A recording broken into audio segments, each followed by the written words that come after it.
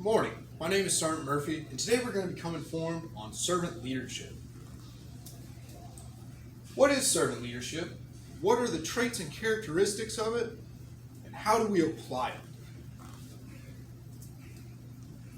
Well, the idea of servant leadership has always been a timeless factor, but it was first coined by Robert K. Greenleaf in 1970 from his essay titled Servant as Leader.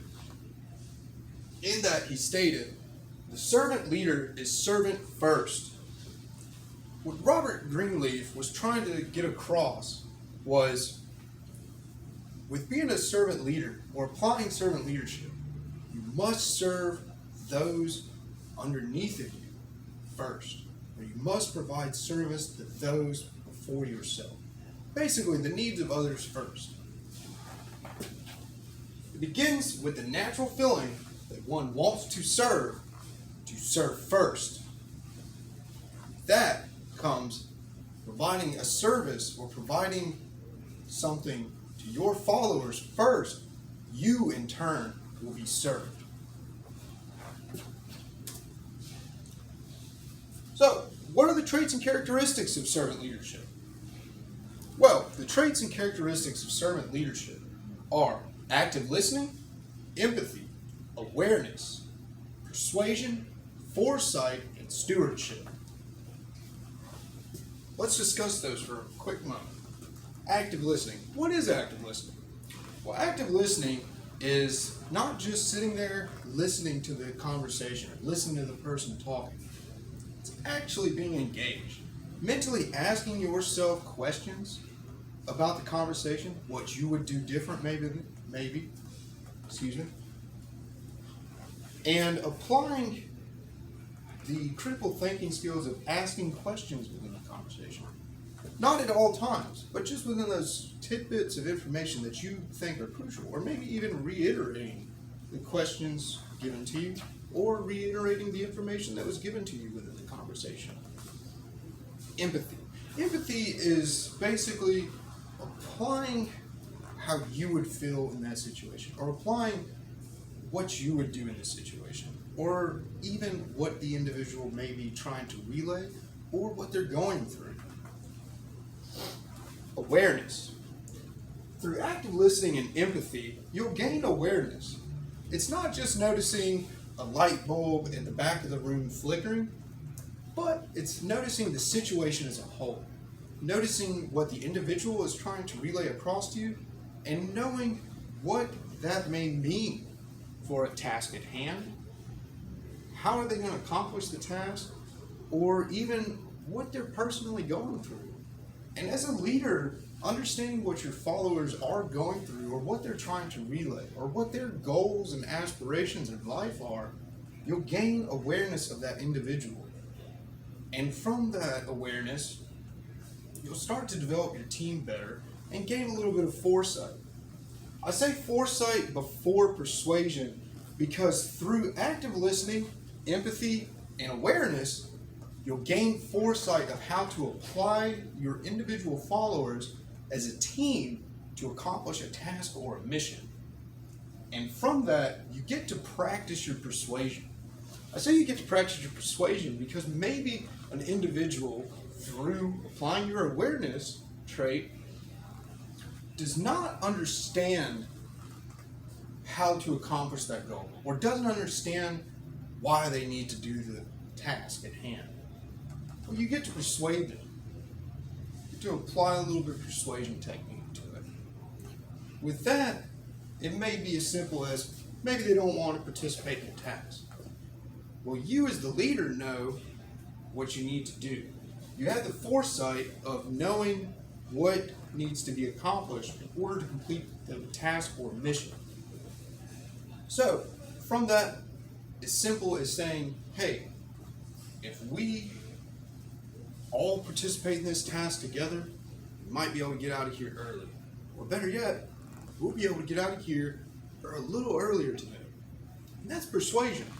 You may not think of it as it, but at the end of the day, something as simple as that is a form of persuasion that you get to practice through your use of foresight of the situation. And lastly, stewardship. Stewardship is carrying on the traditions of leaders before you, or even carrying on traditions within your organization, carrying out good order and discipline, and providing the groundwork for the next subject we're going to talk about: commitment to growth and the desire to build a team or community, which are going to be our characteristics of servant leadership.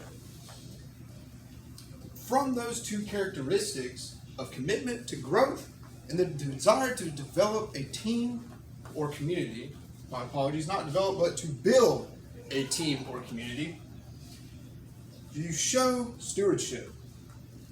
It is that active teaching the next generation, if you would.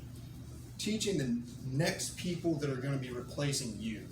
Because at the end of the day, as a leader, we have to teach our followers how to be a leader. And from that, we get needs of others first.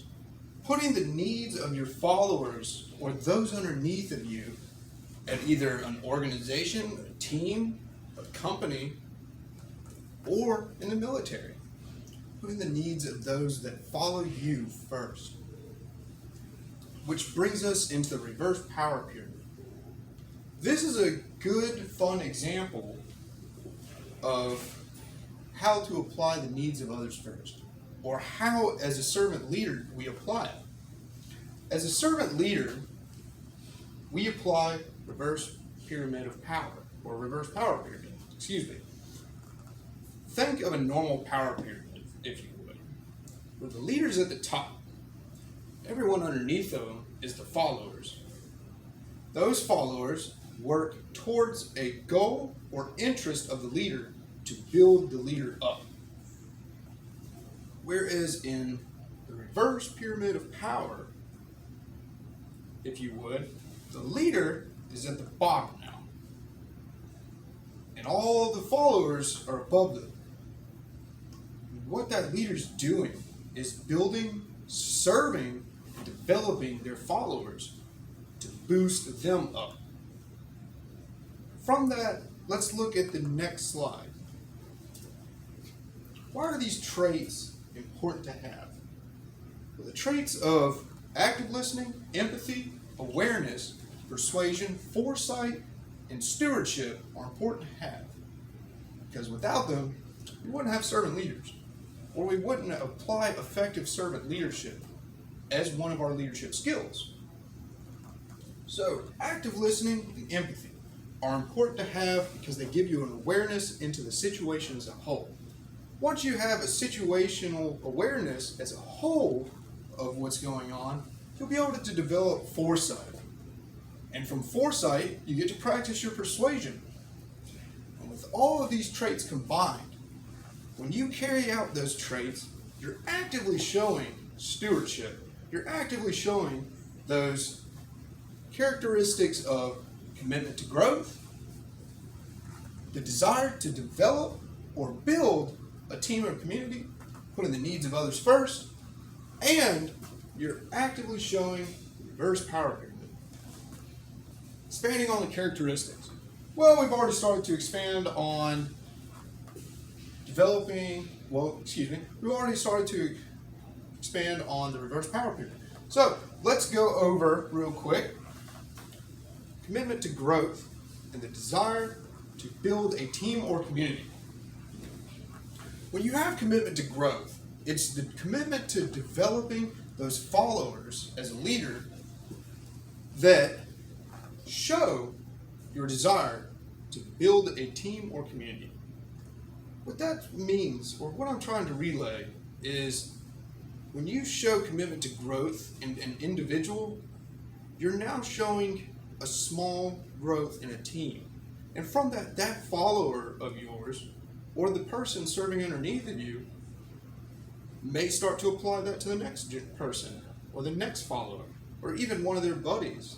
They may both come to you for advice, or they may both come to you for leadership. Excuse me.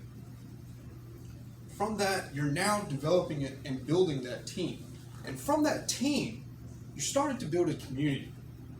With that being said, developing a community is nothing more than taking all those teams that you built and now applying them as one, and it's now a community. So, let's move into the next slide. Applying servant leadership. How do we apply this? Well, we've already talked about it throughout our discussion or throughout the informative speaking on it. Your day-to-day actions as a leader. As a leader, you must apply servant leadership to be an effective leader. Because if you're not effectively serving your followers, who are you leading? Because without followers, are you a leader? Is it applied effectively? Well, if you apply these traits and characteristics that you have learned about that apply to servant leadership, or that apply to each and every individual aspect as a servant leader, yes, through the known traits, you will be an effective servant leader. How is it carried forward? It's carried forward through servant leadership. It's carried through stewardship. It's carried through taking, for example, the French word of our rank, sergeant, means to serve. From sergeant, we can now take out servant and just put sergeant leadership. Excuse me. Now, how does a sergeant lead? Well, a sergeant leads by example. They lead by showing servant leadership, and through that, they're showing stewardship by carrying out the traditions and the expanding on the foundations of what was set before us as leaders and the examples that were set before us as leaders. With that, we'll move into the next slide of questions. I like to leave questions at the end of our presentation because it brings up good examples, or it may need a little bit more expanding upon for certain subjects.